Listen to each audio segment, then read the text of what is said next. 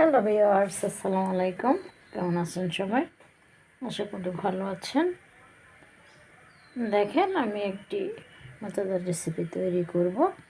সেটা হচ্ছে শাক, কচুর শাক এনেছি আমি। এই যে কচুর শাক এনে বড় বড় করে টুকরো করে তারপর পরিষ্কার করে ধুয়েছি। তারপরে কিন্তু আমি ওই যে আঙ্গিনা থেকে হেলেঞ্চা শাক এনেছি। কচু এবং হেলেঞ্চা দুটোটাই কিন্তু আমি আঙ্গিনা থেকে এনেছি। এই শাকগুলো এখন কিন্তু এই যে একটা অল্প একটু বৃষ্টি হয়েছে, সব ধরনের শাক আবার নতুন করে গজাচ্ছে। তো আমরা যখন আমাদের কিনা শাকগুলো না থাকে তখন আমরা কী করব, এই যে আমাদের থেকে আশপাশ থেকে যদি পড়া জমি থাকে ওইখান থেকে আমরা শাক সংগ্রহ করে, একটু সময় লাগবে, সংগ্রহ করে এনে রান্না করব। তাই আমি এখন সকালে সংগ্রহ করে এনেছি, এনে এখন এটা প্রস্তুত করেছি।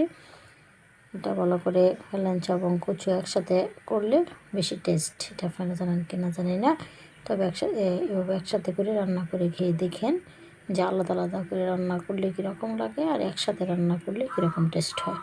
তো একসাথে দিয়েছি, আর কাঁচামরিচ কুচি দিয়েছি, সাথে আমি পেঁয়াজ রসুন কুচি দিয়েছি, আর সাথে অল্প একটু লবণ দিব। লবণের পরিমাণটা খুব একটা দিব না, কারণ লবণ বেশি লাগে না। এই জন্য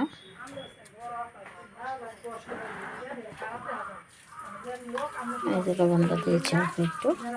এখন আমি চুলাতে তেল বসিয়েছি, কড়াই বসিয়েছি, কড়াইতে তেল দিয়েছি পরিমাণ মতো। এখানে আমার পেঁয়াজ কুচি রসুন কুচি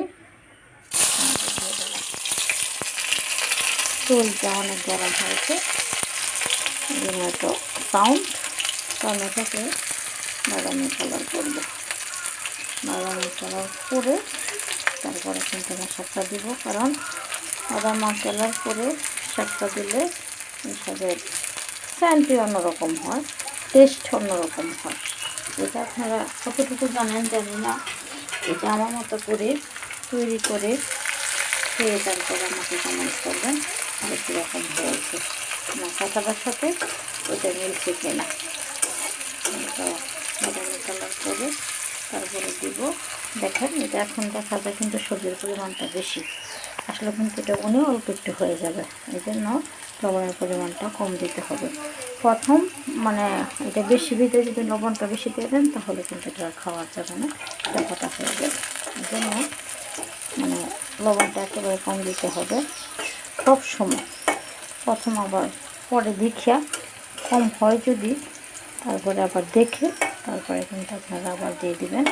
এটা হচ্ছে কথা, সব তরকারির মধ্যে প্রথম লবণ কম দেবেন। আমার পেঁয়াজের খোলাটা কিন্তু বাদামি কালার হয়ে গেছে। এখন কিন্তু আমি উপরের লবণের অংশটুকু খেলে প্রথম আগে দেবো, কারণ লবণটাই কিন্তু সব কিছু অন্য, এই জন্য লবণের অংশটা আগে দিব। লবণের অংশটা আগে দিয়েছি, এখানে দিয়ে বাকি সবগুলো করে দিব। এটা হচ্ছে কথা।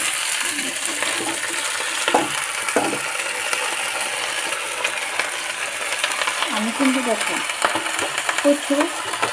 প্রচুর 2টা অথবা 3টা নিচ্ছি, কচি মধ্যে থেকে ডিপ যেটাকে বলি, যে কচি পাতাটা ওইটাও কিন্তু আমি দিয়ে দিচ্ছি। দেখুন, আপনারা ঠিক সেভাবে আমার মতো করে রান্না করবেন। এখন আমি দেখে দিই। দেখেন বন্ধুগণ, শাকের কালারটা সবুজ, এখন ডাকবো না। এভাবে যখন শাকটা উনবে, কমে যাবে, তখন আর কিন্তু ডাকবেন না। তখন ডাকলেই কিন্তু শাকের কালার পরিবর্তন হয়ে যায়, শাকের টেস্ট নষ্ট হয়ে যায়। এটা হচ্ছে কথা। এখন আর আমি এটাকে ডাকবো না, এখন শুধু একটু পরপর নাড়া দিব। আর শাক রান্না করে, শাক বসিয়ে কোনো কিছু কাজ করা যাবে না, তাহলে এটা ঠিকঠাক থাকবে না। শাক শুধু শাকের বিষয় না, সব ক্ষেত্রে সব কাজের বেলায় যেটা যখন করব তখন সেটাতেই মনোযোগ দিয়ে করতে হবে। না হলে কিন্তু এটা ভালো হবে না, সুন্দর হবে না, রান্নার ক্ষেত্রে টেস্ট লাগবে না, পরিবেশও গোছানো থাকবে না। এটা হচ্ছে কথাটা। এখন নাড়ব। দেখেন বন্ধুগণ, রেসিপিটা হয়ে গেছে। কচু এবং লঞ্চা একসাথে দিয়ে শাক রান্না করেছি। দেখেন কালারটা কি কুচকুচে সবুজ। এটার কারণ হচ্ছে যে এটা দেখে দিয়ে নেই, হালকা একটু সিদ্ধ করেছে পরে আর দেখে দিয়ে নেই, এখানে সুন্দর কালারটা হয়ে গেছে। আর আপনারা সবসময় শাক বসিয়ে নড়চড় করবেন না, অন্য কাজ করবেন না, শুধু শাকের সাথে মজা দিবেন, তাহলে সুন্দর থাকবে, টেস্ট লাগবে এবং সবুজও থাকবে। এটা আমি যত জাল দিতাম আর যত রেখে দিতাম ততই আমার এটা কালারটা পরিবর্তন হয়ে যেত। এটা আমি আমাদের পরিবেশনটা করলাম। এটা যত জাল কম দিব আর যত জাল মানে কি বলি এটাকে, মানে প্রথম তাপটা বাড়িয়ে দিছি, তারপর কিন্তু আবার যখন সিদ্ধ হয়ে গেছে, পানি বের হচ্ছে, কমে গেছে, তখন কিন্তু চুলার তাপটা কিন্তু একটু বাড়িয়ে দিছি, মধ্যে কমিয়ে দিছি। আর এটা সবুজ এই কারণে সাথে আমি থেকেছি, বারবার নাড়া দিয়েছি, আর বেশি একটা জল দিই নেই। বেশি যত বেশি দিব, যত বেশি এটাতে হিট দিব, জল দিব, তত বেশি কালার পরিবর্তন হয়ে যাবে, স্বাদ নষ্ট হয়ে যাবে। তো এটা বুঝে শুনে রান্না করতে হবে, এই জন্য এটা এত সবুজ সুন্দর। তো এইভাবে আপনারাও কিন্তু আনাচের থেকে কুচু এবং হেলেঞ্চা একসাথে এনে রান্না করবেন এবং খাবেন, এবং কী পরিমাণ টেস্ট হয়েছে সেটা আমাকেও কমেন্টের মাধ্যমে জানিয়ে দিবেন। কারণ আপনারা একসাথে খান কিনা জানি না, এভাবে একসাথে দিয়ে, তো আমি সবসময় এভাবে একসাথে দিয়ে রান্না করে খেয়ে দেখেছি যে এটা আলাদা আলাদা রান্নার চেয়ে বেশি টেস্ট হয় একসাথে দিয়ে মিশ্র করে রান্না করলে।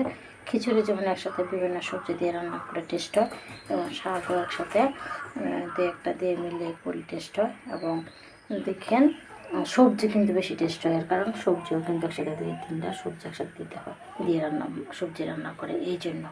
তো এটা অনেক টেস্ট স্বাদের খাবার, কুচি এবং লাঞ্চ একসাথে শাক। তো সবাই রান্না করবেন এবং খাবেন। সবাই ভালো থাকবেন। আল্লাহ হাফেজ।